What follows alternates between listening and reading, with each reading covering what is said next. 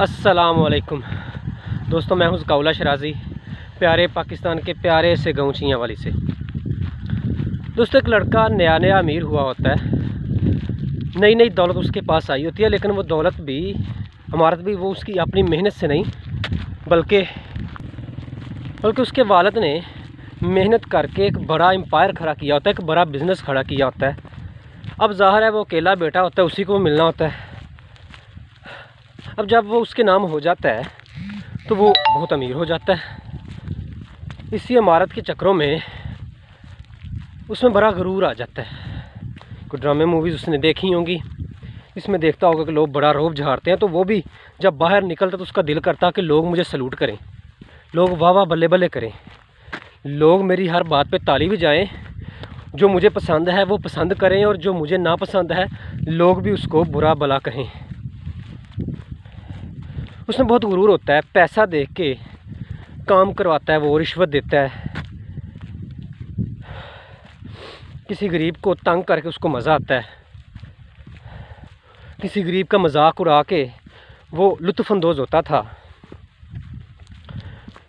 पैसे के बलबूते पर वो लोगों को डोमिनेट करता, उनकी इंसल्ट करता। 2-3 बंदे भी उसने अपने साथ रख लिए हुए जो उसके साथ बाहर जाते अंदर जाते। अब उसी शहर में एक अच्छा बंदा था,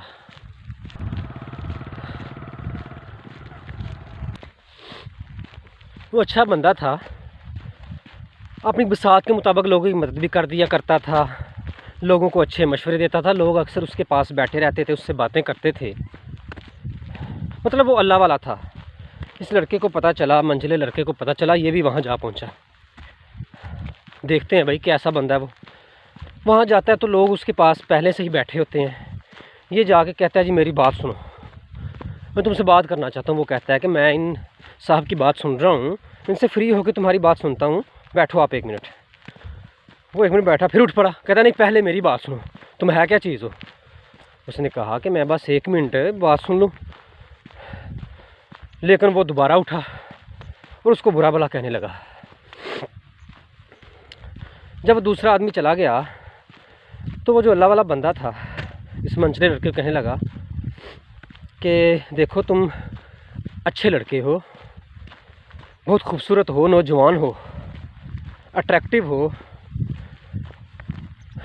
तुम्हारी बातें बहुत अच्छी हैं, तुम अच्छी बातें करते हो और तुम अल्लाह किया तो आइंदा बहुत तरक्की करोगे, बहुत इज़्ज़त पाओगे तुम। उस लड़के ने मूँछों को ताव दिया और वहाँ से चल निकला और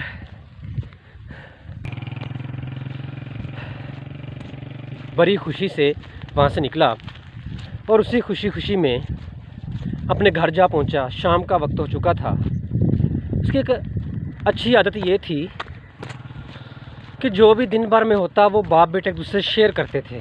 खाने की टेबल लगी हुई थी, घर वाले फैमिली बैठी हुई थी, वो भी आके बैठा और बहुत खुश था उस दिन। बाप ने पूछा क्या वजह है, बड़े खुश हो। पहले बाप ने अपनी दिन की रूटीन बताई और फिर वो लड़का, मंझला लड़का बताने लगा कि मैं यहाँ गया, फिर कहने लगा कि मैं एक आदमी के पास गया। लड़का बताने लगा कि मैं फ़लाने, वो नाम बताया कि उस आदमी के पास गया था। ओह, उसका बाप कहने लगा अच्छा उसके पास, वो तो बड़ा अल्लाह वाला बंदा है और वो तो देख के बता देता है कि बंदा कैसा है। अच्छा उसके पास गए तो फिर क्या हुआ।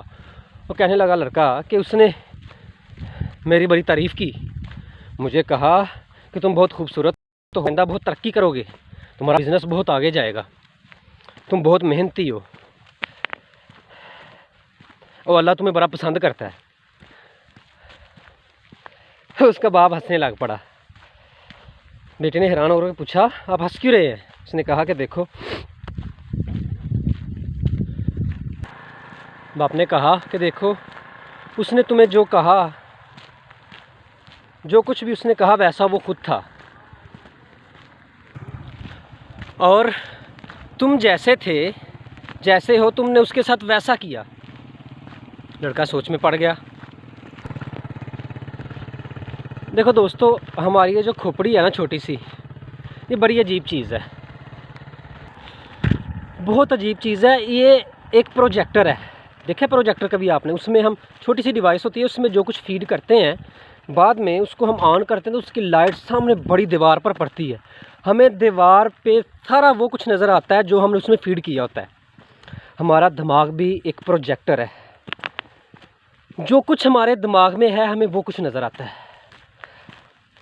हम अगर अच्छा सोचते हैं तो हमें सब अच्छा लगता है, हम अगर अच्छे हैं तो हमें सारे अच्छे लगते हैं, हम अगर पॉजिटिव हैं तो हमें पॉजिटिविटी नज़र आएगी, हर चीज़ में हम अच्छाई ढूंढते हैं। लेकिन अगर हम मनफी हैं तो हमें हर चीज़ गलत नज़र आएगी,